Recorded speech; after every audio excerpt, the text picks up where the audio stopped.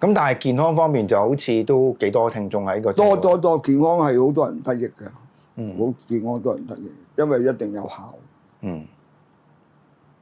即係我唔敢講話我係高手啦，但都研究咗幾十年啦，研究呢個人體嘅自然療法。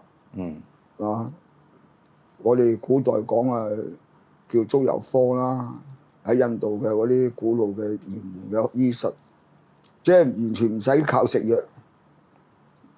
係可以令到自己個身體功能咧可以自我修復嘅。呢個咧係研究咗好多年咯，